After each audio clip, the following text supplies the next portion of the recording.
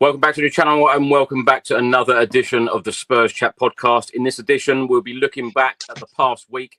2 defeats in the week. A defeat at the Emirates against Arsenal and another defeat at Goodison Park against Everton. We will also be previewing our next game, which of course takes place in Germany. Hoffenheim away on Thursday, 6:45 p.m. local time kickoff, 5:45 UK time. We will also hear from Hoffenheim fan Kevin Tyhurst. He'll be giving his thoughts ahead of this game in the Europa League.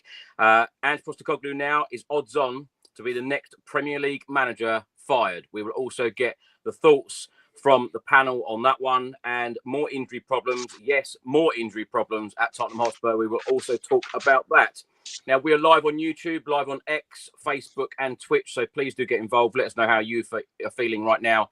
As a Spurs fan, it's pretty tough, I know. But let us know how you are feeling ahead of Thursday's game in the Europa League. Now, I've got 3 returning guests with me. David Harris, of course, the Irish Hotspur. Dave, it's been far too long. You need to come back on here on a more regular basis. How are you? Yeah, not too bad. Look, sorry I've left it so long. Sometimes Tottenham can just get to me and I start cutting appearances and that. But I'm back doing them now. And look, let's try and get something up and running regularly. And look forward to spending the hour or so with you and your subscribers. So let's go. Let's get into it. A lot to talk about. I wish it was just an hour, Dave. Well, could be 2-3 hours. It doesn't matter. I'm here. Need the therapy.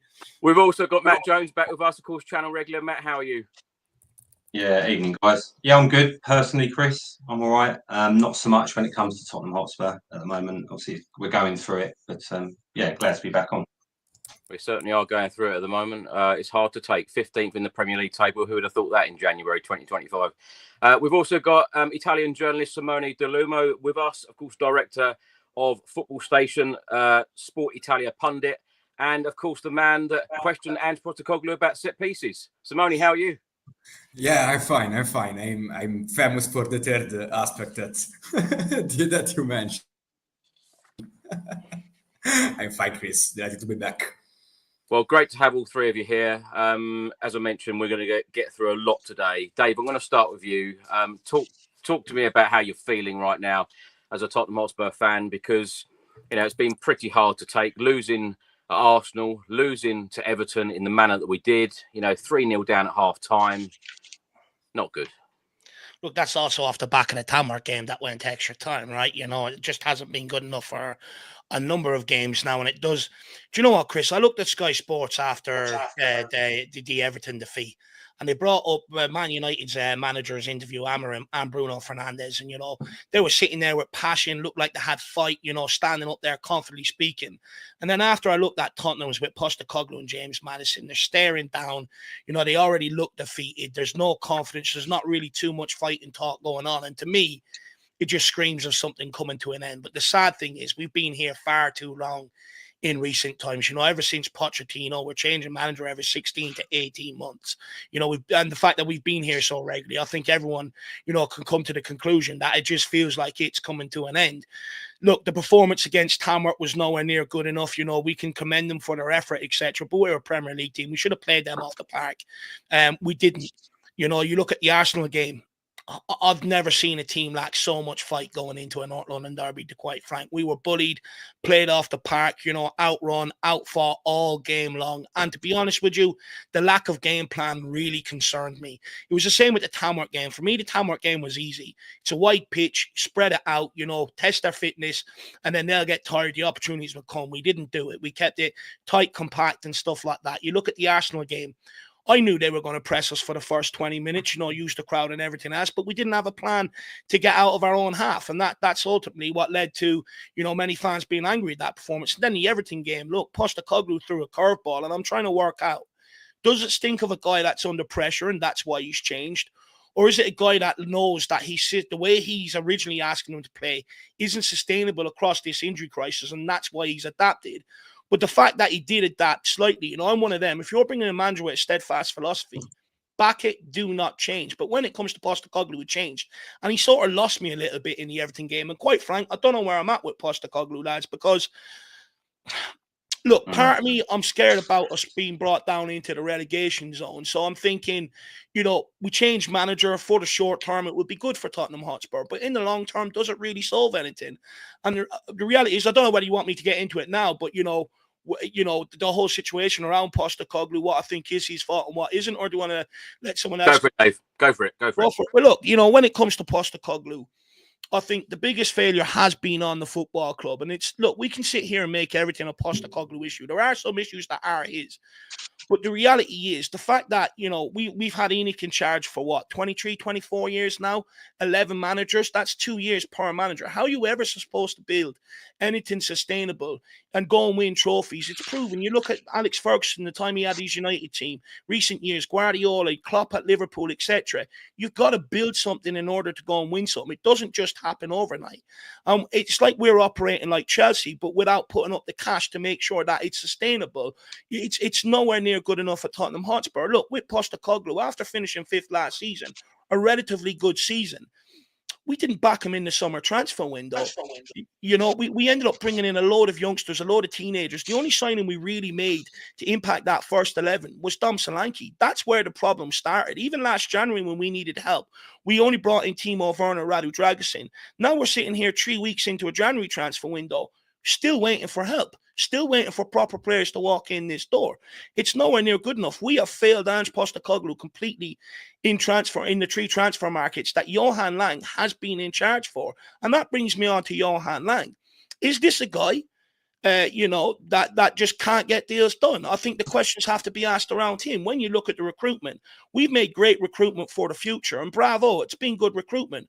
But the reality is we need players for the here and now. And we needed them in the summer for the here and now to be able to kick on. And Johan Lang, he can sell the Premier League dream to youngsters. But what he can't sell is Tottenham to any player of caliber. And that's why we've been signing young players, because Johan Lang simply cannot get the job done. He doesn't have the contacts Paratici does, and he doesn't have the know-how. It's why Aston Villa got rid of him and brought in Munchie, because they smelled a rat. They smelled a guy that wasn't good enough to be able to get the deals done to progress the football club. But somehow we end up with him at Tottenham Hotspur. And that there lies the problem under Ange Postecoglou. We can sit here and moan about injuries and stuff like that. But coming into a season with European football, it's double the workload, double the games, which hence means you need a full squad, or trying as full a squad as possible. And we haven't done that under Ange Postecoglou, and we haven't really done that under too many managers under Enoch's tenure. And the reality is we're always sitting here asking them to change, adapt, etc., etc. But all you're doing is asking them to cover up the problems of the football club at the end of the day. And we can no longer keep going forward like this. Yes, some things are Postecoglou's fault. Look, where we're at right now, do I believe Postecoglou has the nous or the know-how to get us out of the situation in the Premier League we're in? I don't think so. I don't believe so. You're talking about a manager that has done something at every club he's been and it's worked, bar Tottenham Hotspur, just like Conte, just like Jose. I don't think he is the nous to guide us out of this situation. And that's why I ultimately think Tottenham will make a change over the next couple of weeks somewhere along the line. But make no mistake about it, once Postecoglou goes, he's not a bad manager. He'll go on and have success elsewhere, just like Nuno, Jose, and Conte. And we'll be still left here with the same problems yet again. And this is why I plead to fans. Although we all agree that it's coming to an end, there has to be common sense here. If we really want change, we can't keep pinning absolutely everything on the manager. We have to start having the conversations around what is the club's fault and where can we put pressure on them to help a manager succeed at Tottenham Hotspur. We bring them in here and we almost make them work with one hand behind their back. It's no longer sustainable. And I don't blame Postecoglou for a lot of what we're in. I blame Daniel Levy and Johan Lang and their failure in the transfer window. I think there's been more questions now, Dave, than ever before, particularly from pundits, from fans, from ex-players. I feel like that conversation is really taking place at the moment, and I completely agree with a lot of what you just said there. CW says, same old Dave, take a breath. And that's, do you know what, Dave? I love you on this channel because you are so passionate about our club, and I absolutely love that. It's probably a good idea to plug your channel now following that. Yeah, look, you can find me over at the Irish Hotspur if you enjoy what I have to say. But I have one more thing to say as well. And I think this has to be a serious consideration. Postecoglou is the first manager to deal without Harry Kane and Heung-min's son bailing him out like every other manager has had at Tottenham Hotspur. Now, I warned about the repercussions of selling Harry Kane because I didn't think we were going to invest the money right. And in order to rebuild on from them, we've sold the best striker in world football. We brought James Maddison from a relegated Leicester, Udebur from a relegated Burnley, Johnson from a Nottingham Forest scrapping relegation at the time, Dominic Solanke, who's been a journeyman and is used to scrapping relegation at Bournemouth, and Richarlison, who's used to scrapping for relegation battles at Everton. And we're wondering why we're looking so bleak, why we can't put points on the board, because we reinvested that money into relegation fodder, players that aren't used to playing at the top end of the game. We've got it miserably wrong. You look at Son declining. We brought in Werner to alleviate that pressure, to give Son a rest, a guy who wouldn't score in a brothel. I mean, what are we doing here at Tottenham Hotspur? We have completely mismanaged the rebuild post-Kane and Son era, and that is why we're here. We can bring in Iraola tomorrow. We can bring in Thomas Frank. We will be here in 16 or 18 months' time talking about the same things again. Dave, if that's your first answer, I tell you, I don't know how we're getting this podcast done in an hour, but I love the passion. And I feel like there's so many things that I want to come back to you on, and I'll come back to you shortly. Matt, let's get your thoughts on the last couple of games or the past week at Arsenal and Everton, because it is tough to take. I agree with Dave. You know, that North London derby, and I've said on various podcasts since that North London derby, the passion, you know, it's got to be there for a North London derby. And, you know, of course, I saw you before the game at Goodison Park, said a quick hello. You weren't feeling that confident going into the game. What are your thoughts on the past week? I mean, echo everything Dave's had to say first and foremost. And I think, yeah, for me, what a week for all of us. North London derby, I think what never sits right with me, and it was bitterly disappointing to see again, was the fact, like you say, the passion. It was not there. 50-50s. You know, Arsenal wanted that more. Arteta knows what that game means to the fans. The players know what it means to the fans. I didn't see a lot of that from our players. Didn't see the fight, going through the motions at times. Midfield battle, you know, being beaten to every ball. Second balls, Arsenal winning everything. So that was hard to see. And I think you take the positives from that game, you were probably seeing the younger lads coming out with credit. You know, not the senior players leading, you know, getting the game by the scruff of the neck and leading. And that's that leadership that's missing, isn't it? Yeah. You know, Bergvall had a good game. Obviously, Archie Gray, Spence. And then you kind of look at Everton, you want a reaction. And you couldn't have got any worse of the first half. It was a complete shambles. You know, I said to you, I didn't feel confident before the game. But was thinking it would probably be a draw. Neither manager could afford a defeat on that day, let's be honest. But to be 3-0 down to Everton, obviously below us, just really, really poor, disappointing for all the fans. And you just wonder what is going on, because certainly that first half was just unacceptable. Second half, again, very, very slow, marginal improvement at times. And really, that was only once Mikey Moore into the frame and Richarlison came on. But yeah, worrying times. And I think I said this a couple of weeks when I was on here, really concerned with the run of form, because what we now just over a point a game this season. And you look at Postecoglou and this group of players for the calendar year of 2024, a real worrying kind of, really, since that first kind of the honeymoon period, really, after those 10 games and that Chelsea game, it really has kind of gone, it's only gone one way. And I'm worried, because we're regressing at the moment. And it's hard with Postecoglou, because as a guy, I really like him on a personal level. He comes across well. And it comes back to all of Dave's points. Has he been backed? Yes. First summer window, we felt relatively kind of positive about that. Then we had the January Werner and Dragusin, a couple of additions. Then you come to this season, and really, as we said, Dominic Solanke.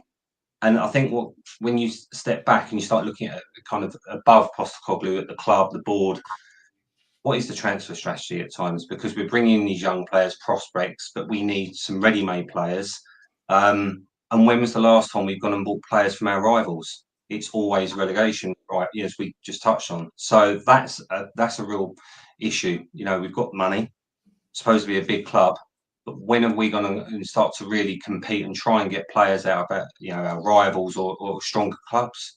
that have got that mentality, because there's clearly a mentality issue. There's a cultural issue within the club. We've all known about this for a long time, and it just feels it's Groundhog Day again. And we can all see where this is potentially going. And I think that's what's disappointing, because it almost feels that's the model, isn't it? It's 18 months in, we change again, we get the new manager bounce, start going in the right direction, and then it takes a turn for the worse. And we leave the manager short in resources. They're not being given the tools to do the job. Matt, are you surprised, though? Because bearing in mind Postecoglou's first season last year, we had so many injuries then. And I think so many of us, I think that's where the fan base did agree completely in the summer. We needed more players. We needed more players in. And I just cannot understand why we didn't get more players in, because one or two key injuries to a fully fit squad, we're light. 100%. Yeah. And when you take out 10 first-team players, you're extremely light. 100%. And I think absolutely.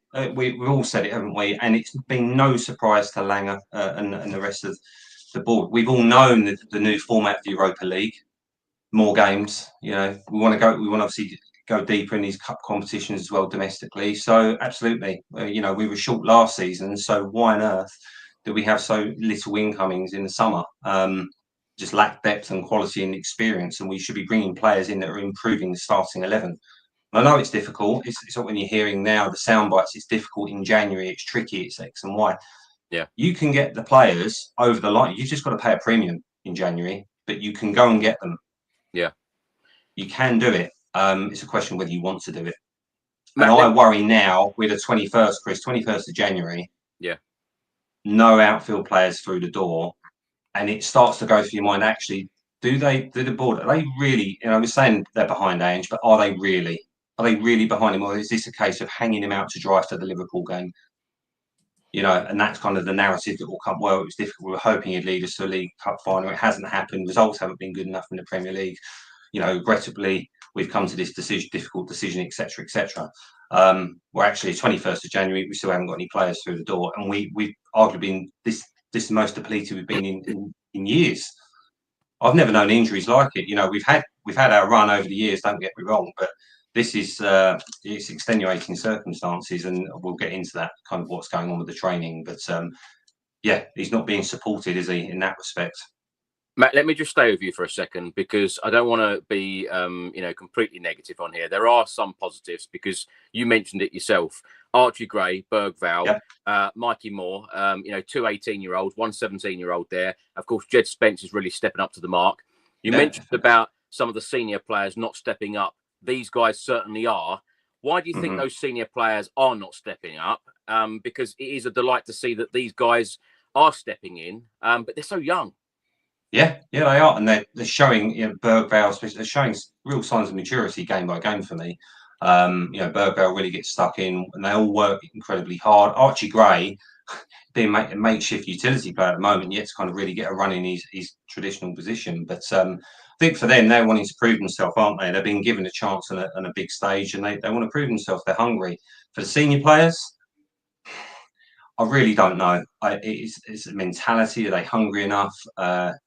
Is it too easy, perhaps, at times? They're demanding enough from themselves. I really don't know. It's a worry. You can't help but think perhaps it's more naturally the way results are going. You keep losing, that starts to build kind of a negative kind of mindset potentially. And is it a case of they don't necessarily, not all of them, some still do, but not all of them perhaps are not buying into this philosophy and this approach. Yeah, interestingly, there was a report out today stating that some of the Tottenham players are unhappy with the schedules and the training sessions. I think if that is true, I feel like some of the players need to be shipped out rather than the manager. And how many times have we heard this before under previous managers as well, Chris? Yeah. Simone, let's come to you. Let's get your thoughts on this past week, because, as I mentioned earlier, us Spurs fans are not used to seeing us 15th in the Premier League table. We're only 8 points away from the relegation zone. Yes, definitely. We can blame everyone. We can blame everyone from this situation. First of all, I just want to clarify my position on Big Edge, Postecoglou. I'm not wanting him out for for reasons like French reasons, rush reasons, because now Spurs are 15, so I want him gone. Injury crisis, everything. Even when he was fourth or fifth last season, I start doubting him because it's just who we are, mate. It's just who we are, mate. He only prepares himself on his team. He doesn't care about the opponents. He doesn't care about plan B, plan C, about set pieces, about any kind of this kind of situation. And you need to study on that level the opponents. So imagine if Big Ange Postecoglou would have been at the halftime in Amsterdam, for example, at the halftime of Ajax Tottenham, aggregate losing 3-0. He would have come on the second half and Spurs were gonna concede goals after goals, and maybe it was 6-0, 7-0. So this is why I started out Ange Postecoglou, and now it starts in the second year. Everything collapsed. Even at the start of the season, when he had full squad, he dropped points in Leicester. He was playing well in Newcastle, but if you are not able to defend, you can concede on counterattacks, and this is what happened. He was full strength when he was winning 2-0 at the halftime in Brighton, and he collapsed with that shambolic second half. So, of course, there is the crisis, the injury crisis. Every day now, a new player got injured. Look at Solanke, look at Brennan Johnson, look at Yves Bissouma that is going to be out for the next 2 or 3 weeks. But I wanted to clarify this. Then, of course, from the board is clearly not interested on winning cups, domestic cups. This has always been the problem when you are playing in a league where there are the Man City, Liverpool, Chelsea, and powerful football club. You are Tottenham. You've got huge tradition in domestic cups. A winning mentality. Board should back the manager to go on domestic cups. And the consequence is that we haven't been winning anything for a very, very long time nowadays. So this is the platform. Let's look ahead in some way and see what happens. Dave, let's come to you. I want to talk a little bit about Ange, because the Daily Telegraph and the Guardian have both stated that Ange Postecoglou has the support of the board. The Sun newspaper today have stated that Spurs want to help Ange Postecoglou, and they want to keep him until the Liverpool game. And if something major happens in the meantime, they might get rid of him. And as I mentioned at the very start, the bookmakers have Ange Postecoglou as the favourites now to be the next Premier League manager sacked. Do you see this working? And also, I want to talk about the injuries. How are all these injuries being caused? We all know that, the football club are now going to replace the medical department again. Do you blame Ange for these injuries? Because there's a lot of Spurs fans blaming Ange Postecoglou, his system, his tactics on these hamstring injuries. Because, of course, today it's been stated that Yves Bissouma will be out for at least a couple of weeks with a hamstring issue. Look, on the injuries, I think maybe a small part of it maybe is down to, the effort that he's asking them to put in. But this is where I disagree with a lot of people. I constantly hear about the intensity of training being brought up. You hear the class of 91 who went on to win everything. Their training sessions were more intense than games on the weekend and stuff like that. I do think we develop a culture of making excuses for players who don't want to work hard. You mentioned... Do you know what, Dave? I've seen Mauricio Pochettino's training sessions, and I've seen Antonio Conte's. It's more intense than Postecoglou's. I'll tell you what, I'd be surprised if Ange Postecoglou's training sessions are more intense than those two. Look, I have no problem with the training sessions. I think, we've got an inherent problem at Tottenham Hotspur where if the players aren't getting the results, they don't have to muck in. They don't have to corral together to try and get results. They'll start moaning about the training sessions and all of a sudden they'll get a manager sacked. It's been proven over Enoch's time, 11 managers in 24 years or 22 years, whatever it is. It's proven, and therein lies the problem. How is a manager ever supposed to get any player to do what he wants them to do when they know that they could just throw him under the bus? I think what Tottenham are trying to do now with a lot of the sound bites coming out, that they're willing to back him and stuff like that, is to try and stop this narrative, that players can sort of just do what they want willy-nilly at Tottenham Hotspur. You can never have a club where the players own that dressing room. The manager has to be able to have some sort of control over it. But on the injuries, though, anyone goes back and looks at the Newcastle United documentary on Amazon Prime, they done research into, when you go into Europe, double the workload, etc., etc. They pump money into it, done research, and the evidence that came out was when you go into Europe, you suffer a lot more injuries. Now, the difference with Newcastle is they were under financial fair play pressure, so they couldn't act. But they were proven right going into the season. Look at the injuries they picked up last season, and I think that's the same with Tottenham Hotspur this season. And again, I go back to the squad. You have to build a squad capable to be able to challenge on all four fronts. If not, some competitions are going to have to be sacrificed. And that's always the same at Tottenham Hotspur. I, for one, am sick of going into a season and having to change my expectations every single year because, we have to allow for what the club didn't do in the summer. And this goes back to Johan Lang. The guy simply cannot get deals done. He can't get any players in over the age of 25 of any quality and get them to this club. And now, we speak about youngsters stepping up. The reason why they're stepping up is because they're the freshest. Naturally, a youngster can outrun an older person. That's why they're putting in the effort. Some of the senior players, some of them, like Maddison, I feel like they've had a falling out a long time ago. The fact that he doesn't play North London Derby, etc., big games like that, some of the cup games, I think there's been a massive falling out there. But some of the other players, like Kulu, he just doesn't have it left in his legs because of the injury crisis, because we're short on numbers.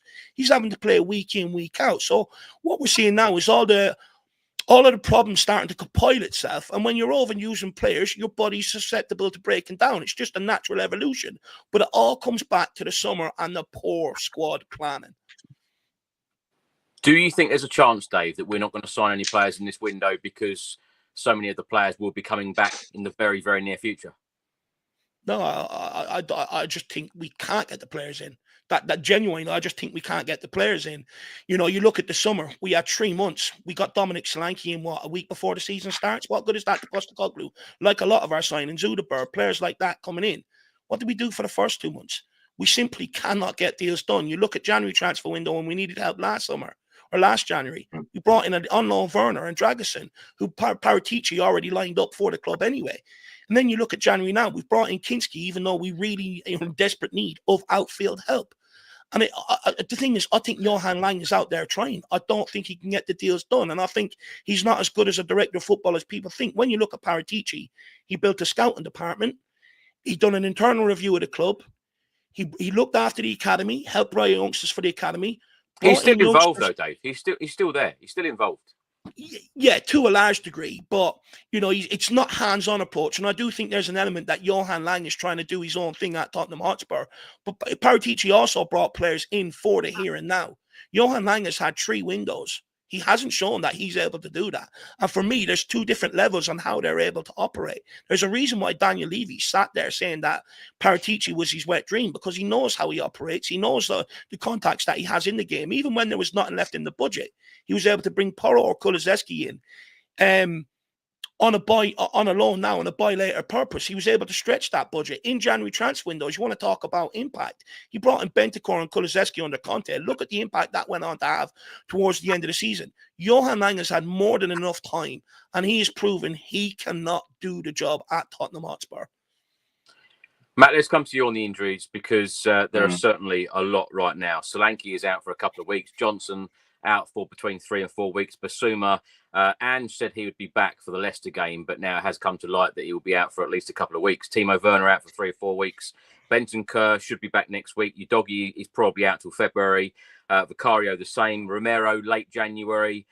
Van de Ven late January. Odebear unknown at the moment. Dragusin had 4 stitches at Everton, so whether he'll play in the Hoffenheim game, we don't know. Fraser Forster, we don't know whether he'll feature in the Hoffenheim game either, which we'll come on to talk about. But all of these injuries, what do you make of it? Because we had it. Do you know what? A couple of years ago, under Jose Mourinho, when we went to RB Leipzig, we had a lot of injuries then. We did have a lot of injuries, nowhere near as much as this time around.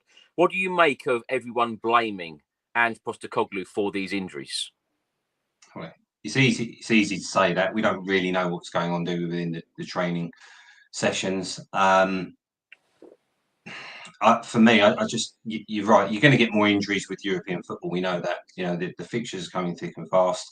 Perhaps they are being worked too hard in some of these sessions. But it all comes back to the lack of squad depth for me. And these players, Kulusevski, Solanke, certainly those two, they've been running to the ground. You know, we've got players that have been run into the ground. You know, we've had games thick and fast, every 3 or 4 days. We're loading a lot on them. And obviously with the training and everything else that's going with it, it's starting to show.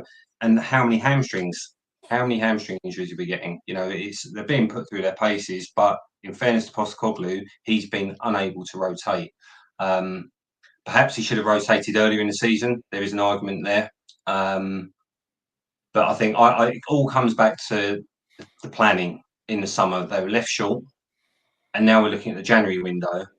We've known there's been issues since October, really. These injuries have started then. So we've had October, we've had November, we've had December. With 3 months leading up to this window.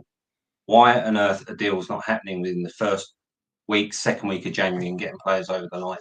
And that's the bit that frustrates me massively. And you're going to get injuries. There's something obviously not right, because this is excessive, you know, this amount of injuries. And that obviously needs further kind of review internally as they've been doing. So there's obviously a question mark around the medical team there, as well as the training that we're perhaps doing. But again, ultimately, we've been left short when it comes to the squad. And I can't understand how we're now, as I keep saying, you know, this late in the window and still no one through the door of an outfield incoming. I just do not understand how it is that difficult.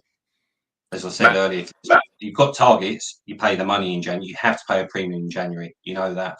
And we're going to be getting towards the end of the window, Chris, and you're going to see potentially loan deals, that kind of thing happening, fringe players that are not wanted at other clubs. That doesn't smack of quality coming through the door necessarily. So, yeah, it comes back to the planning as well, Chris. Postecoglou has said publicly a number of times now, though, in press conferences that, you know, we need help. I need help. He's even said the other day. The players need help. How confident are you, Matt, that we're going to actually get players in before the 3rd of Feb, 11 p.m? I'm not. I'm really not. I think as Dave says, I'm sure they're trying to work on things now, but they're obviously struggling. And it's going to be a hard sell, isn't it? We're 15th. Yeah. We're 15th. It's a hard sell at the moment, but hopefully, you know, there'll be somebody's coming through the door. But I'm not confident now with this late. Who are you going to get this late in the window? I know who we should. You know, there's lots of players we will have ideas on who we should be bringing through the door and which positions. But it's hard to kind of have a positive outlook when it's this late, and you're losing that impact. How many games have we already had through January? How many points have we dropped already in this month? Yeah, that's why they should have been through the door week 1, week 2 at the very latest. And that's not supporting the manager. But in fairness, you know, the results aren't there, so it's a really difficult situation. But like I say, I start to wonder: do they really have the full kind of backing of him? Because if you really backed this manager at the top of the club, like, you would be making sure you'd be moving heaven and earth to get these players through the door for him. Trevor writes here, Chris, the high line that we play means that the players regularly have to spin and sprint back 50 yards. I think it's all the players actually throughout the whole team that have got injury problems. Simone, of course, Italian journalist. Have you got any good news for us in the transfer market? Are we going to go to Serie A and sign some players in the next couple of days? No way. Couple of hours, I don't know. Next couple of days, I don't know. For sure, we knew that Tottenham were interested in Dergu, the left back, the strong left back from Lecce. But nowadays, from yesterday, we know that Man United are trying hard to and he's ready to splash the cash. Of course, he's a new Udogie. He's a new Destiny Udogie. He's got that kind of characteristics. But, you know, Tottenham have got nowadays other problems in every position. So on the left back, there is Jed Spence. Ben Davies actually can play there, but not with the movements that Postecoglou wants his fullbacks to do. So we'll see the next couple of days. I'm tracking and checking if there is some interest from Tottenham on the Italian market. I'm glad you brought up Patrick Dorgu, Simone, because we have been linked with him for some time. and apparently he was one of our top targets. Why haven't Spurs got that deal done? Well, because last season Dorgu was just a youngster that needed yet to show his full potential. This season it was unbelievable. It was unbelievable, and of course the price grew up a lot. He developed his full potential. He played actually very, very well in this kind of situation. He fits perfectly the way Postecoglou wants his fullbacks to play, because he does not defend, so he attacks. Yes. So, but at the end of the day, of course, Man United don't have the same injury crisis of Tottenham. So I'm thinking about Johan Lange, Daniel Levy in this kind of hours. In this moment, they are trying to find out in which position. But every positions, guys, there is problem everywhere. There are problems everywhere. So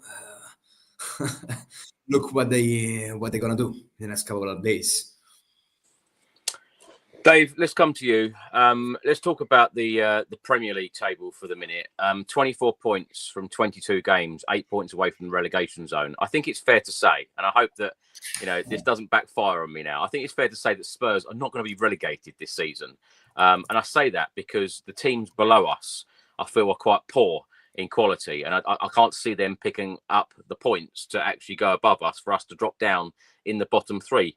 But that is not great viewing, is it? No, it's not great viewing at all. And, that's why we're here again, questioning another manager, at the end of the day. And look, it's really poor. I don't think anyone really expected Tottenham to be in this position in the league. I think it comes as a shock to everybody. And look, like you said, we're not used to this. So, we don't even know what the right way is to sort of get out of it right now. And that's the biggest concern. Dave, I'm going to bring up a graphic here, and this is major signings under Ange Postecoglou, total of 398 million. It's got the players here, and it's fair to say that there are a couple of players here that we actually got the deals done before Postecoglou came in, but the money was actually spent while Postecoglou has actually been the manager. So on this list, for those listening on audio, Kulusevski, Vicario, Maddison, Solomon, Porro, Van der Ven, Valise, Johnson, Timo Werner, Dragushin, Bergvall, Gray, Solanke, Odebear, Kinski. Now, Dave, looking at all of these major signings under Ange Postecoglou, what do you make of our transfer business in the windows that he's had? I think the first window under Ange Postecoglou, when Paratici and Gabbanini, or more so Gabbanini, was sort of involved, the likes of your Van der Vens and players like that, I think was a decent window. You've got to follow it up. You look at January, Timo Werner and Dragosson to a team that, again, was struggling with players out injured and stuff, not good enough. You look at this summer transfer window, Lucas Bergvall, great for the future. And don't get me wrong, great signings, but they lack the experience, that we need in a situation like this in general. The only player that we really brought in is Dom Solanke. Even that was going to be a huge risk. There's better out there than him. I don't think we've done anywhere near enough. And, you look at it, none of them are really coming in here and impacting the team, bar, the first window under Ange Postecoglou. Every window since then has been players, for the future, or that were never, ever going to be good enough for Tottenham Hotspur in general. I think, it's been poor. And, the lack of investment into the post-Kane era, the decline of Son, let alone we knew Richarlison's injury problems, last season. We let that go on into another season. That's why Dom Solanke's now out injured. The left-back problem, we let that go on. Now all of a sudden, Doji's another, paying the price for it yet again. This can't keep continuing, It's been nowhere near enough. We're talking about, changing over from the old guard of your Dyers, your Llorises, your Kanes, and people like that, and basically building a whole new squad. And we haven't gone anywhere near after it with enough gusto that we should have, or brought in anywhere near enough quality that we should have, or that we should expect that Tottenham Hotspur as a Big Six club, with all the finances that we bring into this club that no other club has access to, the likes of the Abseiling, the NFL, etc., etc. So it's been nowhere near good enough investment, considering, we know how much Kane bailed us out, how much Son bailed us out. The decline of Son was always on the horizon. It's been nowhere near good enough. Let's get into talking about the Hoffenheim game on Thursday. Of course, we're back in Europa League action. Matt, I'm going to come to you first on talking about the Hoffenheim game, because Spurs at the moment are 9th in the Europa League table. Played 6, won 3, drawn 2, lost 1, scored 11. conceded 7, got a goal difference of +4. We have 11 points. Of course, we do want to be in that top 8. We've got 2 games left. Hoffenheim first, and then Elfsberg on the 30th of January at the Tottenham Hotspur Stadium. What do you know, Matt, if anything, about Hoffenheim? Only a little bit. I mean, certainly this season they've been out of sorts. That's for sure, haven't they? Obviously, the one the weekend, I think that was to a team below them, or 17th, I think, in Bundesliga. So they've won that game. Lost to Bayern, didn't they, the week before heavily? I think it was 5-0. Yeah, looking at the rest of their form, it was pretty poor throughout kind of November and December as well. And they're languishing, obviously, there in 15th. So not having a good season. We should be going there, obviously, to win. It's really important, as we know with the Europa League. We need to make sure we go deep in this competition. And I'm sure actually the board will be wanting that to happen for other reasons as well, because obviously you can win the Europa League, you're getting Champions League qualification, but that's miles off. Whether we qualify or not is another matter. So we've got to be winning the next 2 games. I'm not so sure, looking at that table, whether 4 points, a win and a draw would be enough. And that would come with extra games, in terms of qualifying. So, yeah, I think it's important, and we should be going out there to try and win the game for sure, and then hopefully finishing it off with Elfsborg at home. Matt, as you mentioned there, they've had 1 win in their last 10 games, and that 1 win was actually at the weekend, as you mentioned. Spurs have had 3 wins out of our last 10 games. Now, interestingly, they are in quite a similar position, not only in the league, but they're in a similar position to Spurs, where they've actually got 8 players out for this game. And they've obviously got Gift Orban out as well. So they've got 9 players missing. Simone, what do you know about Hoffenheim? How difficult do you think this game is going to be? Because let's face it, any game away from home in European competition is not easy. It's not easy. It's not easy. They are having a very, very bad season. To be honest, had some injuries as well. Playing away against German teams is not easy. You remember drawing against Eintracht Frankfurt Champions League under Antonio Conte. You remember losing many times to Dortmund in Europa League before winning away with Mauricio Pochettino. And of course, that night in Leipzig under Jose Mourinho. So it's not easy for Spurs tradition. I strongly believe in tradition when we are talking about in terms of European football. Hoffenheim are having a bad season. Kramaric, the striker, recently had attacked his bird. So the situation there is very tense. For them is an important game. They won their last game in Bundesliga. Very similar situation for both teams. They are in crisis, not just in terms of injuries, especially clearly Spurs, but in terms of results. So anything can absolutely happen. We don't know what to expect. This is an open game, 2 struggling teams. So everything can happen. Of course. Is an important game, because this game will describe where Spurs will finish. If they win, they've got huge chances to finish into top 8 and to avoid the playoff round. Well, of course, on Thursday, the game will take place at the Pre-Zero Arena. As I mentioned, 6:45 p.m. local time kickoff, 5:45 p.m. UK time.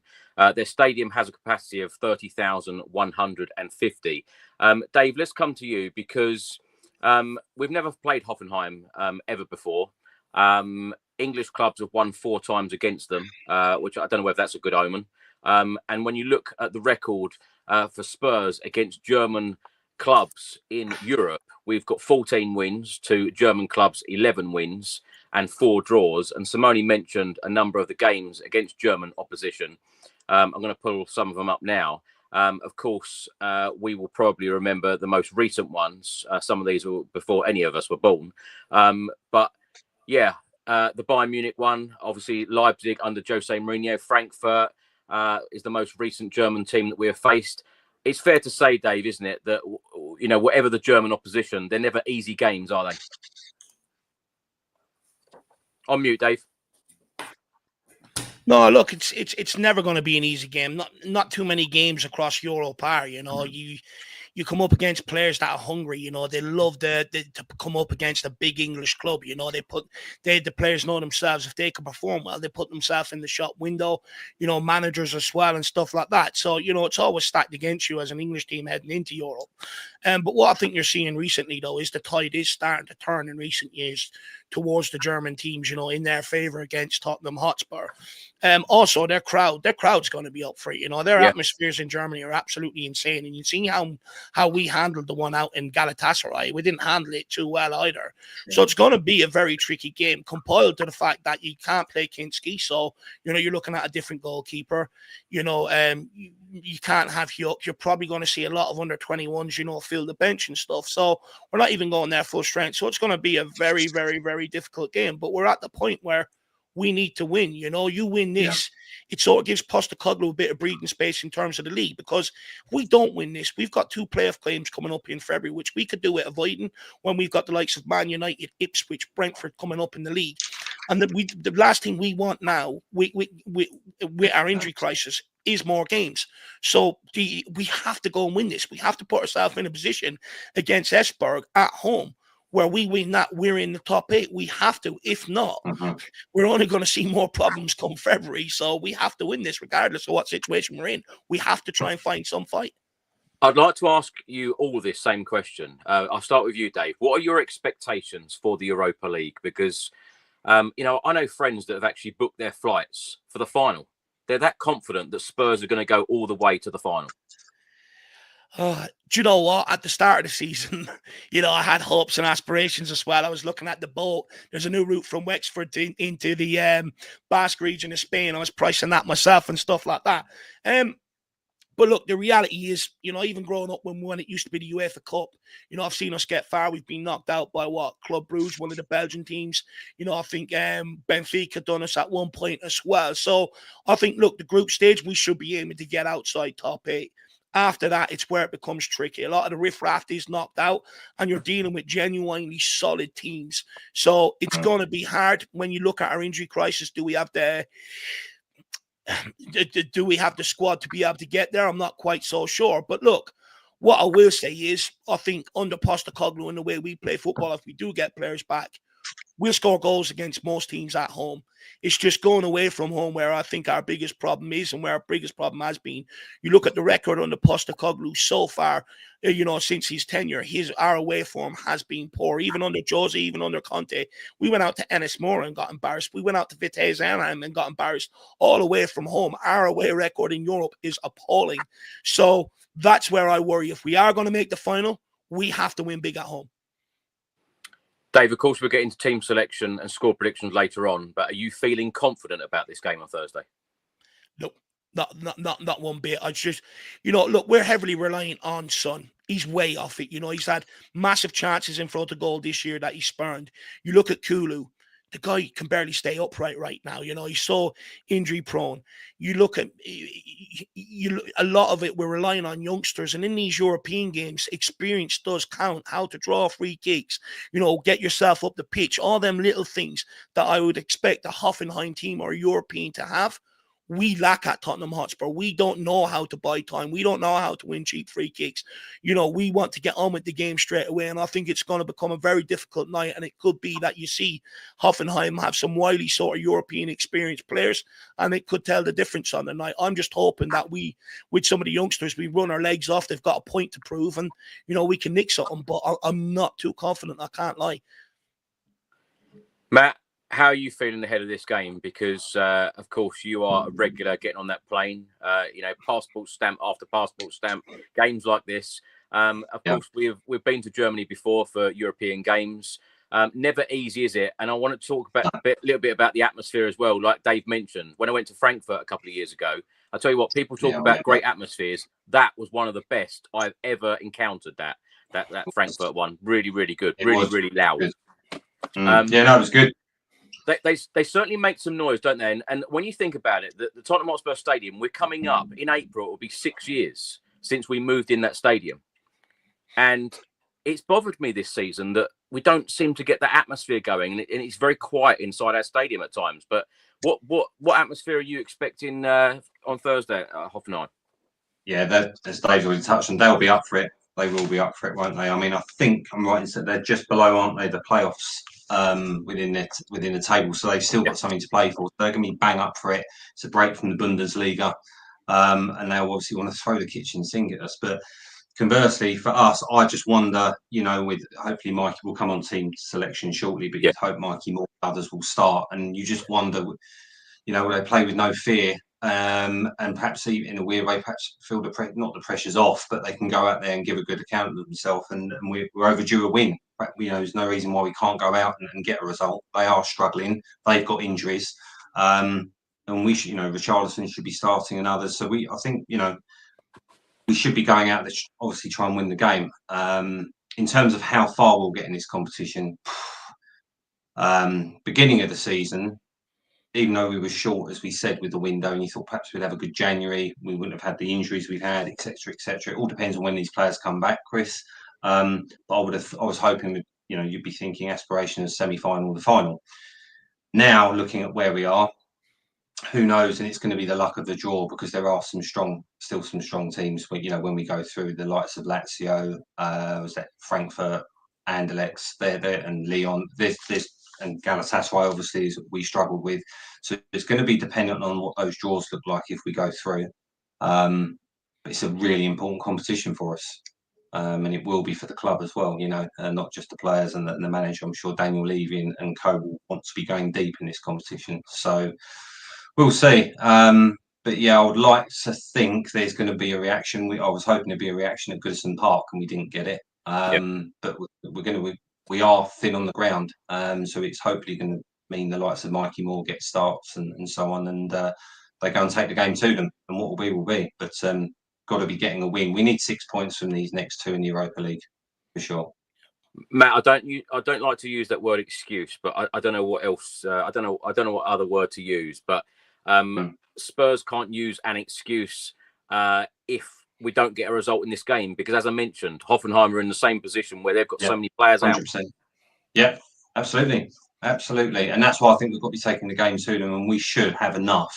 In my opinion, we should have enough to be going out there and getting a result. And obviously, we're going to have to take the sting out of the game. You're going to hope some of the senior players can use some of their experience to, the first sort of 15 minutes, get through that, settle into the game, and start playing your football. But if they get an early goal, or we go down to 10 men, something like that, it can unravel pretty quickly, can't it? But yeah, I'm with you. We can't be using those excuses. And I mean, injuries, they have been absolutely horrific this season. There's no getting away from it. But as I said on previous shows, Chris, there's only so much I kind of accept that, because we've had games this season in the Premier League we should have won where we've had full strength. We've been at full strength, Leicester, we drew, I think, opening game of the season, didn't we? Should have won that game, but could have lost it towards the end. Newcastle away.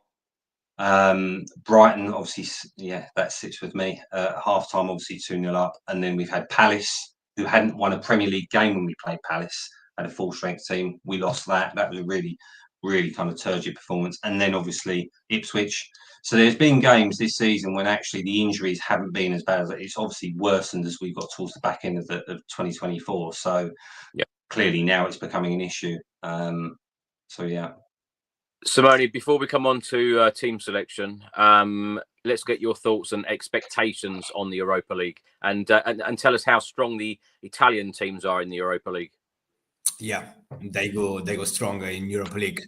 Actually, this should be the perfect season for Spurs to go strong on Tuesday, because with 2 wins, you are going to avoid the relegation battle, the relegation zone. So you don't have many things to do in the league. You are going to have a normal season, middle table team. Okay, so you can go strong with your full strength on Tuesday in the cups. So this is going to be the perfect platforms. But you don't have players right now. I've got my doubt in the manager. And there is so much inexperience in this team, because when you keep on buying youngsters, they can be fantastic. Albert, Gray, Bergval, but they are unexperienced. Fantastic youngsters, but no ambition to win something. Imagine if they are gonna play, for example, Bilbao away, Istanbul away. We just saw 2 months ago, very hottest, the very hottest ground in Europe. Maybe a semi-final, maybe a quarter of final. It's gonna be hard. It's gonna be hard. So, of course, in terms of technique, with the full team, his team is one of the best. But in football, it's not about just technique, but just us. So you need to look this kind of situation. Now, as I mentioned, the injury list is growing by the week. Solanke, Johnson, Basuma, Werner, Bentancur, Udogi, Vicario, Romero, Van der Ven, Odegaard, they are all out. Players unavailable for this game against Hoffenheim: Spence, Kinski, Heung-min, and Sergio Reguilon. Dave, let's come to you on the team selection. Let me put up a graphic now of the team that faced Everton, and tell me who Ange Postecoglou will change, what he will do on Thursday, in your opinion, because Simone said there, we've got to go strong. I don't know how strong we can actually go. Yeah, that's the thing. I thought, again, how strong can we go? Look, Brandon Austin would probably, or Fraser Forster would probably come in for Kinski, which I think, will suffer because Kinski has shown he's good with his feet. He can pull off a couple of saves, and he deals with our biggest weakness, which is from set pieces. So that's going to be a huge blow. You're just hoping Brandon Austin or Fraser Forster could probably do enough. In terms of across the back line, look, many people would have Fred Porro got a rest, but he's our only fit fullback, so he'll have to play. I think you'll probably see Davies go out to left back with Dragusin and Gray at centre back, or Gray go out to left back and Davies and Dragusin at centre back. In terms of midfield, I think you're probably looking at Sarberg, Val, Madison again. Is Bentancur back? I know there's been rumours that maybe he's back at some point this week. Maybe he steps in. In terms of the forward line, look, you probably start Richarlison. I think he's got no option. But, again, we're in the same where we've been the last few weeks. We have to go and win this game in the first half, because we don't have the impact off the bench. And with our players being tired, they're fresher earlier on in the game than they are later on in the game. So we have to go at this first half, look to get something to hold on to, and then use our bench and consolidate accordingly. Because if they're still in the balance going into this second half, we'll implode like we've done time and time again since this injury crisis. If you go back and look at a lot of the games, a lot of them are lost in the second half because we run out of steam. Has to be won in the first half. But look, it's going to be a patchwork squad, and you've got a lot of youngsters coming off the bench and hoping that then maybe they can get a game and make their debut. One thing actually I would like to see is, I agree with Matt, Mikey Moore has to come in. He came off the bench against Everton, had a massive impact. Against Hamworth, it felt like he was the only Lone Ranger out there trying to break them down, trying to show a bit of enthusiasm. And for me, he has to come in. We need an injection in the forward line. We need fresh creativity, fresh ideas, and someone like Mikey Moore, mainly with Richarlison up front. You need someone that can cross a ball, and Mikey Moore has shown he can do that. And I'd like to see him get an extended run in the team to see what he can offer. But again, this is the problem. The fact that we're relying on a 17-year-old to be our saviour, again, highlights the extent of the problem. He certainly deserves another start, though, Dave, doesn't he? Of course, he's had a couple of injury problems, but he started one game in the Premier League for Tottenham. He started 2 in the Europa League for us. He's had 5 shots in those games. He's got to start this one, hasn't he?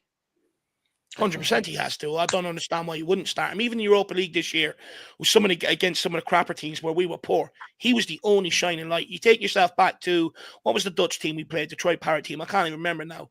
But Alkmaar, he was the one that took the game to them in the second half. He's the one that got us that point. He was the catalyst to it. And for me, when you look at Brennan Johnson, he's not offering too much. I think, again, is Postecoglou having him, and is he having Postecoglou? All of December, Postecoglou was on the sideline having a pop at him. Since then, he's been in and out of the team. Son on the other side, it's not working. And then Solanke has largely gone off very little service, for large parts of this season. So one thing Mikey Moore brings is a directness, a bit of skill, a bit of craft, something we've been missing. Like, in my whole lifetime at Tottenham Hotspur, we've always had a great forward player, someone with a bit of skill that gets you out your seats, and we've been missing that. And I think when you look at Mikey Moore, it's exactly what he brings. The guy can cross the ball, he can turn his man inside out, he can cut in and shoot, he can go direct. You know, the kid's got it all. So for me, I think he deserves a run. If senior players ain't willing to pull their weight, give him an opportunity. Dave, I'm glad you brought that up about the service for Dominic Solanke, because I've been mentioning this on the podcast the last couple of months, actually, that the service just isn't good enough. Are you surprised that it isn't good enough? I know we've had a lot of injury problems, but we also have players that can deliver a ball into the box and provide that service to Dominic Solanke.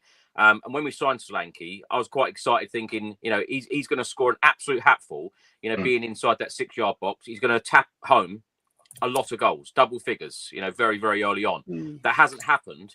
Although I do think Dominic Solanke has been a great signing for Spurs, and I think his pressing and work rate is absolutely exceptional. But he should have scored more goals with the help from his teammates.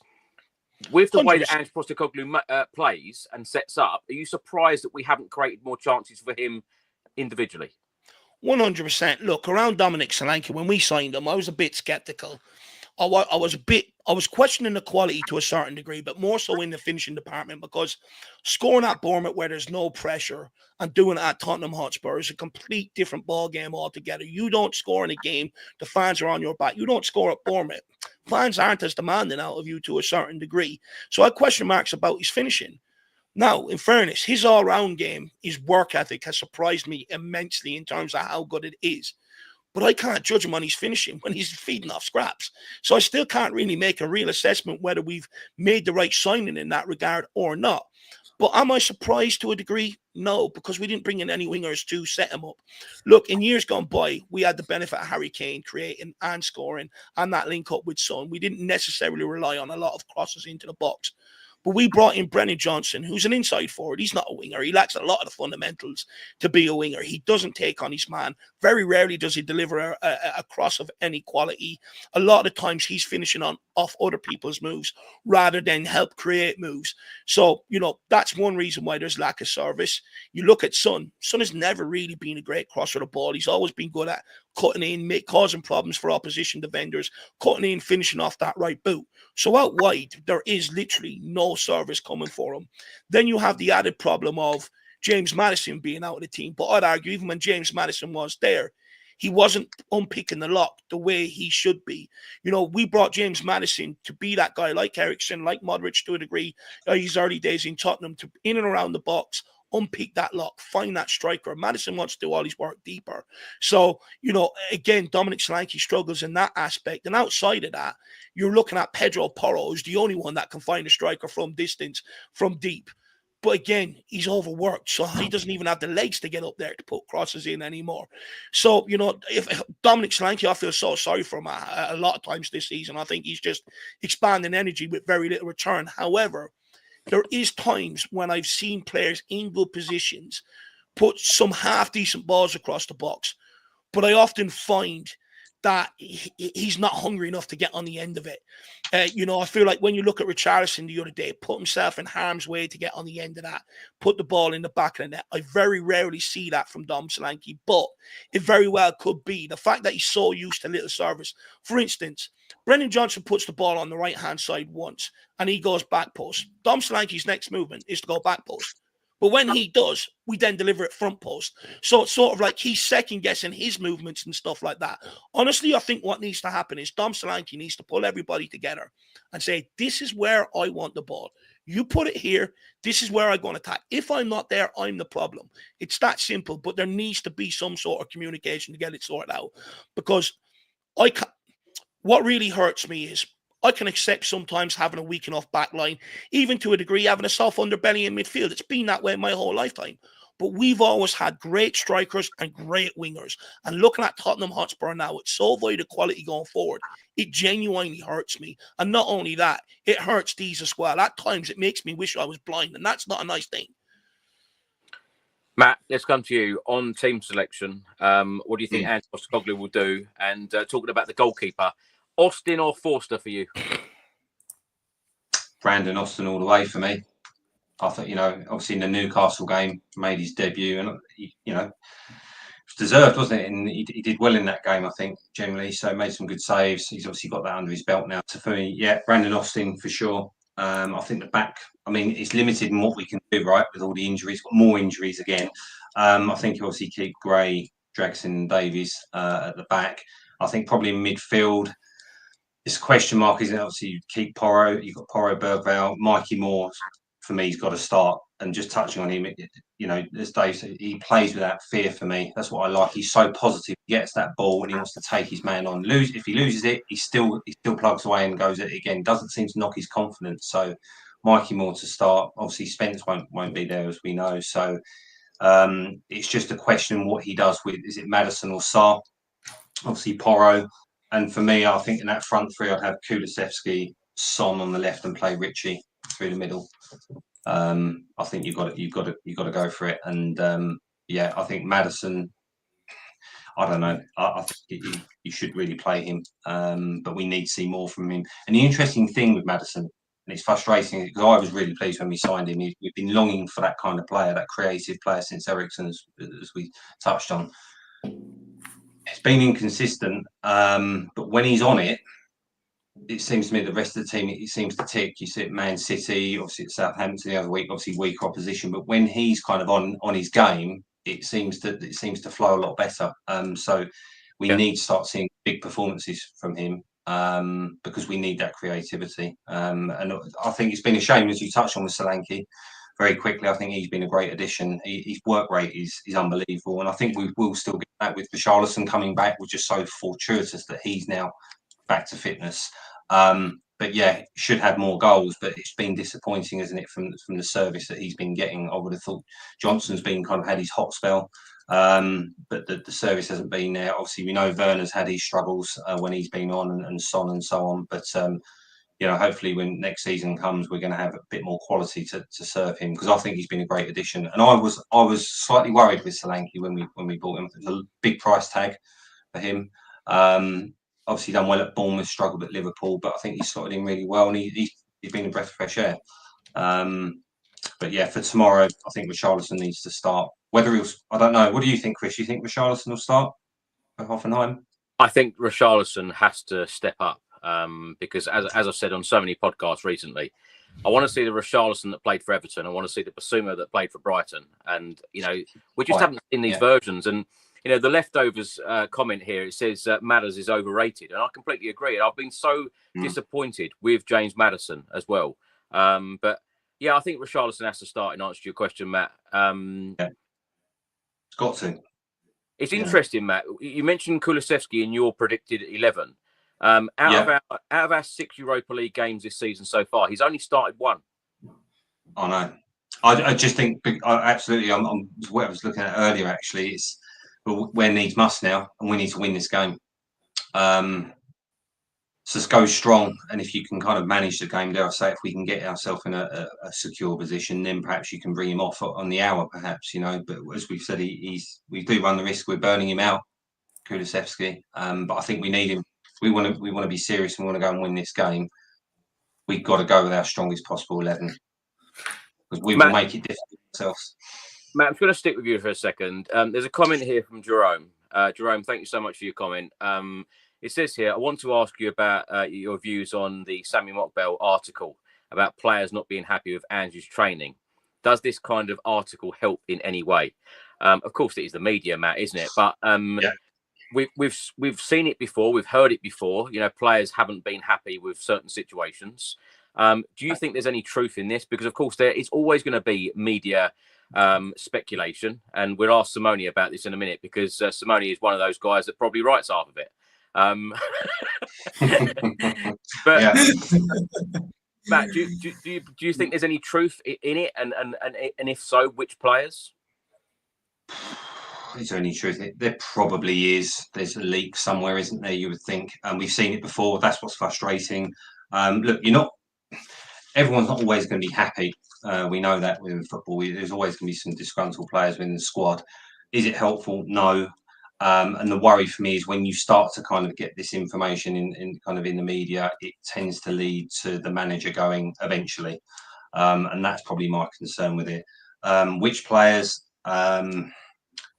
It's more than likely to be some of the senior players, evidently, quite obviously. There's obviously been rumours that Maddison's obviously had had words, falling out, disagreement, whatever you want to call it, with Ange. So I think obviously it will be Maddison and perhaps some of the other players.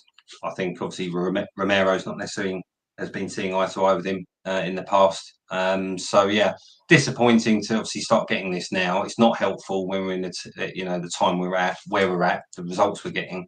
It just adds to the issue, doesn't it? It's not helpful. It's not what we want being leaked. And like I say, it seems to happen every time. And when it does happen, it tends to lead to the inevitable outcome with the manager. Simone, let's come to you. Of course, football journalist in Italy, you probably hear about bust-ups and arguments all the time within, football clubs, but it's not always a negative thing, is it? Bust-ups and, arguments sometimes can be a positive thing. Sometimes are positive. I want to add something, Chris. For me, it's strange to read players unhappy with the Ange Postecoglou's training sessions. I'm expecting players unhappy with Antonio Conte's training session. For example, I'm not expecting getting tired of Ange Postecoglou. He doesn't seem to be the manager that that does the same training session. He always trains with the ball. So in this case, new problems start from this. But in terms of let players being happy, I don't see this kind of scenario. Then I want to add something that I really didn't like. I was actually in the mixed zone after the game Tottenham Roma 2-2. I saw Yves Bissouma and Pape Matar actually smiling after that game, having fun. Antonio Conte never considered things like that, stuff like that, because you just lost 2 points on set pieces at home. The winning mentality is to fight, is to be hungry, is to be. The winning mentality provides bust-ups in a dressing room after a draw like that. So it's not possible. It's not possible to smile. And that scene reminds me of the words spoken by Antonio Conte after that Southampton game in that explosive press conference that led him to his way out from the club. And now I just want to add something tactically about Big Ange, because I was listening very carefully about what you were saying. The closest mates of Dom Solanke in the pitch when Spurs, not in the counter-attacks, but when Spurs need to break the deadlocks, incredibly, are the fullbacks, because there is so much distance between Solanke and the wingers. I'm not thinking about referring when Spurs are counteracting. I'm thinking about when Spurs don't have the open play and they need to break the deadlocks. There is so much distance between the wingers and the striker. The wingers in these principles of play are currently playing too wide, so wide, like linesmen. And this is the reason why Sonny, that hasn't got that kind of power anymore, is struggling a lot. So it's not possible that the closest persons that Solanke has got on his side are Pedro Porro and Udogie, are Pedro Porro or Spence, because they are fullbacks. And if you lose the ball, you concede counter-attacks because there are no more fullbacks in defense. So it's self-harming. It's a crazy, absolutely crazy idea of football. I remember in this case a very interesting interview by Jermaine Defoe when he was playing for Rangers at the end of his career, and they were studied a new manager coming from Australia that was the manager of Celtic. They were studying Celtic, but they didn't know the positions of the fullbacks, because that was something unique. So it really scares me. It really scares me, and it is another reason why I'm not the biggest fan of Edge. Simone, I hope you don't mind me mentioning this or bringing this up, but when we were just about to sign Dejan Kulusevski, you came onto the channel, and you didn't think it was going to be a very good signing for Spurs, but you must be very, very impressed with how he has been this season, because I must admit I thought he was a decent player, but this season he seemed to have moved to another level. Yeah, at the time it was an incredible amount of money, because we were talking about 75 million pounds in a position where in the 3-4-3 system of Antonio Conte, Spurs already had got the likes of Lucas Moura, even if at the end of his career, and Steven Bergwijn. So I clearly stated that for me at that time, that kind of money was too much. But at the end of the day, even if I'm not the biggest fan of Decky, we need to admit that in these last couple of months, he's been the best player for Tottenham. And if Kulusevski is the best player of a football team, there is something for me that does not go in the right direction. Because the explosion of Kulusevski destroyed Maddison, and Madders is not starting anymore. And Madders for me is one of the best players in this team. So I blame the manager, because you should find a balance where your best players can play together. Dave, I wanted to ask you your opinion about Archie Gray, because, of course, 18, he seems to have played every position at the moment for Spurs, and every single time he's got that opportunity, he has grabbed it with both hands. And how many times have you and I spoken about that, where a fringe player, an academy player, whoever, when they get their chance, you grab the opportunity and you take it. And he certainly has done that, hasn't he? He's been brilliant. He's been absolutely brilliant. But you know what? I think many people expected him to, though, right?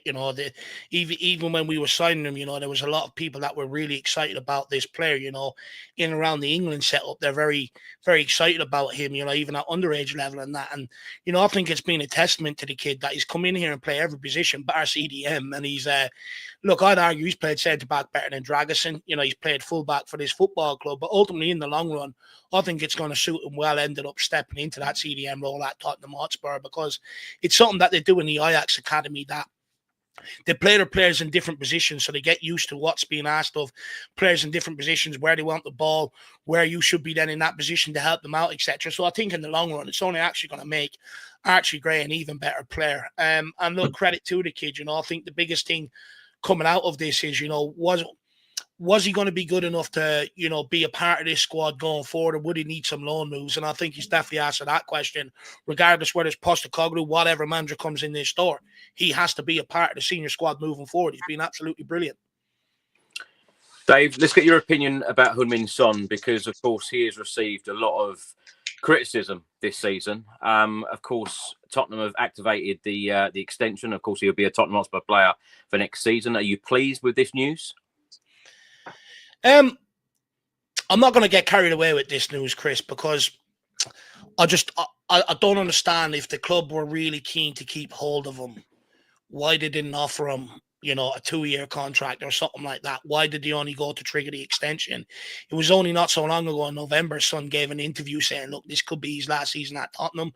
He hasn't had any contract talks, etc. And I just think, they only offered him that contract extension so that they can protect their transfer fee if someone were to come into him further down the line. I think, there's probably a recognition. You look at him this season, he's lost that yard of pace, which made him absolutely devastating. And I think, there's probably an acceptance that maybe he is on the decline a little bit. So for me, I'm not getting carried away with the contract extension, because I'm not sure he's going to be here beyond the summer. Matt, I know you mentioned him earlier. Just want to get your opinion on Richarlison, because of course he came back in this Arsenal game. Got a few minutes at the end, did fairly well. Then played, of course, at Everton at the weekend. What have you made of him in a Spurs shirt? Because it's fair to say we paid a lot of money for him. I don't feel like we've had the delivery that a lot of us thought that we would have.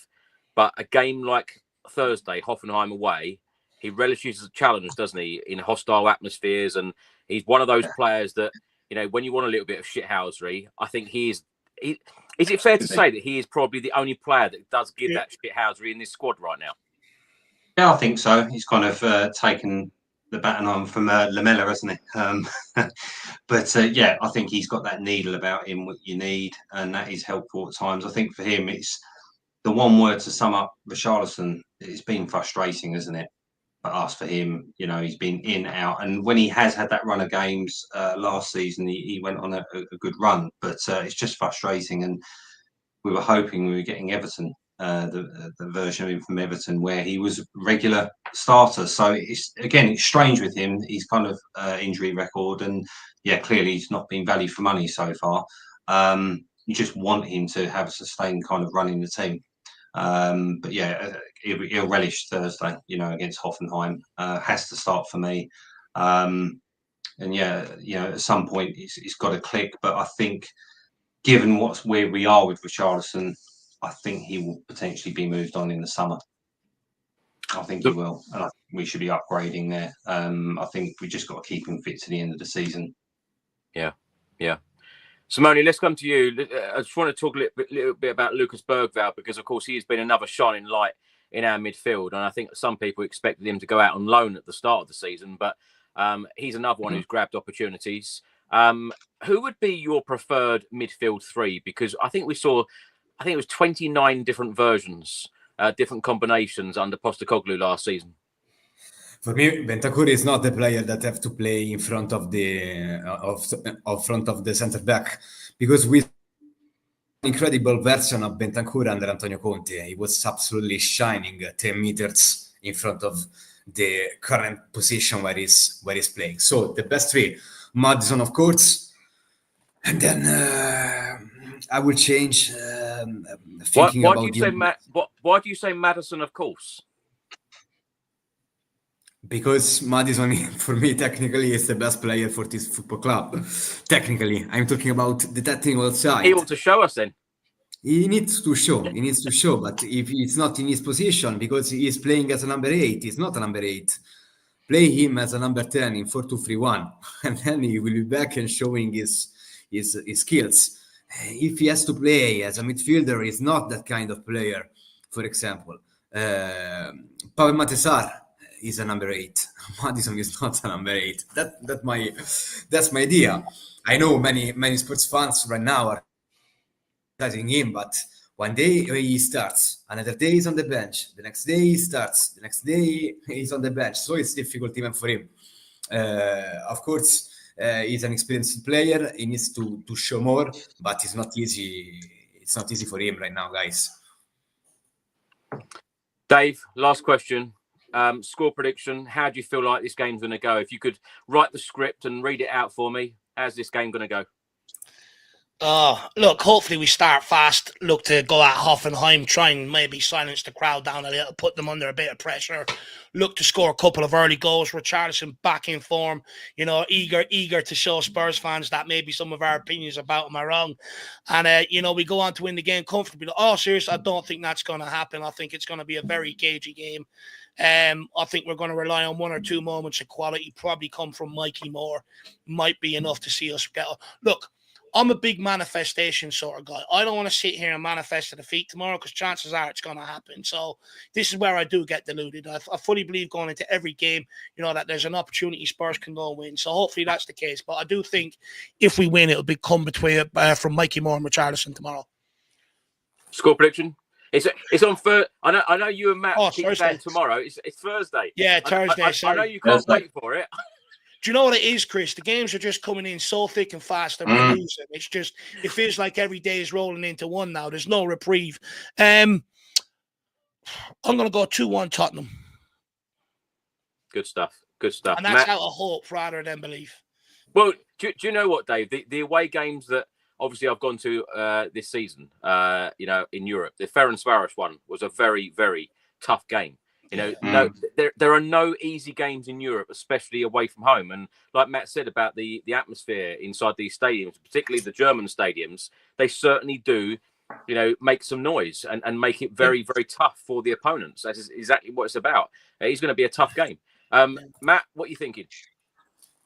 I'm going to try and stay positive here. So for me, I think, yeah, it's going to be tight. There'll be goals. I think I'm the same as Dave. I think 2-1 Tottenham. We need to go and win the game. I think Richarlison will will hopefully score, and probably Sonny 2-1. 2-1. Yep. Yeah, I'll stick with that. Simone, what are you going with? I'm gonna go 3-1 Hoffenheim. I'm What? sorry. 3-1 Hoffenheim. Yes. Wow. Mikey Moore to score for Tottenham. 3-1 Hoffenheim. And Majestic is in the chat saying, Chris, what's going on with our club, mate? And he comes in and you say 3-1 Hoffenheim. Bloody hell. Yes. Yes.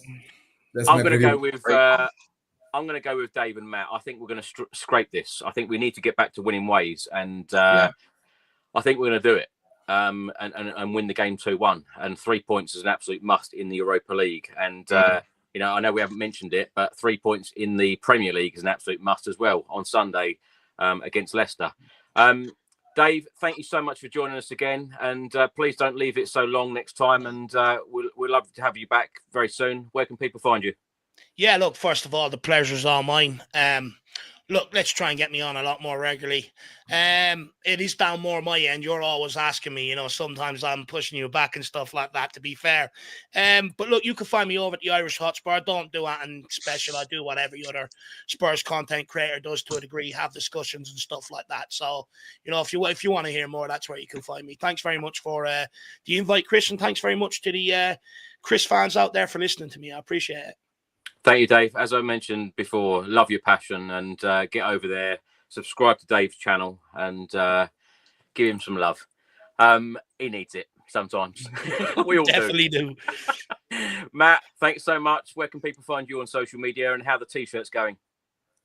Yeah, good. Yeah, good. Thanks. Thanks for having me back on, Chris. All good on that front with the shirts. People want to give me a follow, you can find me on X at a handle there, and my Instagram handle's on there as well. So yeah, feel free to give me a follow. Always follow any Spurs fan back. So yeah, good to be back on, and hopefully when I'm back next, Chris, better run of results, hopefully. Absolutely. Yes. You know, can't get much worse at the moment. Matt, let me just ask you, what's your score prediction for the Leicester game on Sunday? I was hoping you wouldn't ask me that. Surely a win. Surely a win. It would be very Spurs to win on Thursday and not follow that up with a win at home to Leicester with a draw. I shouldn't have asked. I shouldn't have gone there, should I? We could go on. I think it's going to be 2 wins this week. Got to be beating Leicester at home, haven't we? But yeah, I think 2-1 against Hoffenheim, and we should 2-0 against Leicester, I'd hope. Big clean sheet. But, you know, Vardy's always up for us, isn't he? Jamie Vardy. So we'll see. Simone, what about you? About the Leicester game. Yeah. Win, because the alternative is going back to the championship play on Saturday next season. So if you lose to Leicester, the situation will be serious. So unthinkable. I think a draw or win. But the situation, guys, is serious. Tomorrow, no players. So the situation is very dangerous. Simone, thank you so much for joining us. Where can people find you, and where can people find your articles that you write, and all the other stuff that you do? I write in Italian, guys. I write in Italian. I still don't write in in English. But you can find me on Instagram, Simone Dell-Uomo 21. Just like 21, the number of Nico Cruncher when he was playing for Tottenham many years ago. God, if Harry Redknapp come back, he'd be getting him in. Yes. Yeah. God, wouldn't that be interesting? The team back together. Dave, Matt, Simone, thank you so much for your time. We're going to close the show by hearing from Hoffenheim fan Kevin Tyhurst. He gives a very comprehensive preview and tells us all about Hoffenheim. So, Dave, Matt, Simone, thank you so much for joining us, and we'll talk to you all soon. Now, let's hear from Kevin. Hi, my name is Kevin. I've been a Hoffenheim fan since 2008, and I am from England. What have you made of Hoffenheim so far this season in all competitions? A very up and down season. We have little stability behind the scenes. It has been challenging to balance the league due to the size of our team, and we have picked up injuries at the wrong time. Hopefully, we can bring in reinforcements with the rest of this transfer window to avoid relegation this season. Can you tell us about the manager and key players for Hoffenheim? Christian has been with us for 4 months after the second Matarazzo. It's taking its time to find his formula and embed his ideas in the team. It'll take a season to judge him properly, but performances have improved. Key players are definitely Kramaric. He used to play for Leicester. Great. He's our record goal scorer, attacking midfielder who's very effective in front of goal and will create chances for us. And Bishop, our teenage sensation who's come from our youth ranks and going to Bayern Munich in the summer, but he will be with us for the rest of the season. Can play defensive mid, who's very mature for his age, and he makes really good important runs into the box. I'm just sad that he's going. Are Hoffenheim fans feeling confident on getting a good result against Tottenham? We won our game against Holston Kiel 3-1 on Saturday, so we'll have some confidence going into that match against Tottenham, which was a massive 6-pointer for us. We're aware performances for Tottenham haven't been good due to injuries and low confidence as well. It'll be tough, but I think we should go and believe we can get a result. Can you talk about Hoffenheim's Europa League game so far? A very mixed bag. We have won against Dynamo Kiev.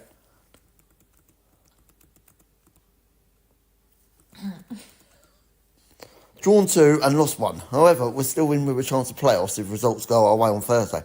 I would say it's been a successful Europa League campaign so far. What have you made of Tottenham so far this season and our games in the Europa League? Have been unlucky due to injuries, however, performances haven't been good enough over the course of the season in the Premier League. However, your cup competition performances have been good, and likely what we are keeping managing his position right now. Tottenham also have a really good chance of going far in Europa League in this new format, as long as key players stay fit.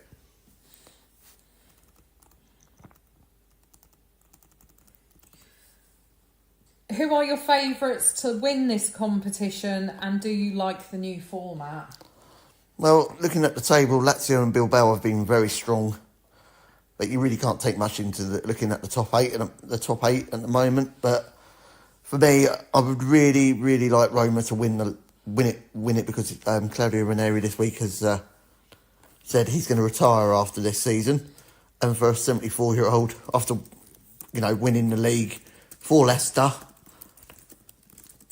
and then going on, then having a great managerial career, it would be a fairy tale ending.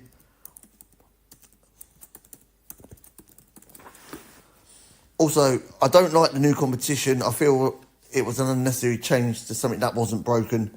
It just feels long. What sort of game do you expect on Thursday, and how will Hoffenheim set up tactically? I'm expecting a competitive game. Tottenham still have a chance of getting automatic qualification, and we still have a chance of a playoff spot. So there's all to play for. I think we'll set up as a 4-2-3-1 formation. It'll more likely be a 3-5-2-1 formation. We like playing our fullbacks really high up, so there might be a lot of space in between our fullbacks. But honestly, I think it will be a really competitive game. Do you think Hoffenheim will go strong in terms of the starting 11, as Spurs have made a number of changes in the competition so far? I think we will go strong. I think Christian is going to taking this competition seriously, and we'll be bolstered by our win against Holston Kiel. We also have a little choice to go into the game with a strong starting 11 due to our lack of depth in the team. Expected lineup for Hoffenheim and your score prediction? I think the lineup will be Bellman, Prass, and Soki, Apaguma, Gendry, Starch, Bischoff, Hoslik, Kramaric, Geiger. And I think we'll draw 2-2, hopefully. So Kevin's gone with a 2-2 draw. Thank you so much for him for joining us on this podcast this evening. And thank you so much to Dave, Matt and Simone for their time. Thanks for watching, everyone. Thanks for listening. Remember that all of these podcasts are available on audio platforms. I will be over in Hoffenheim, so do look out for all of the updates from over in Germany. Have a great week, everyone, and come on, you Spurs.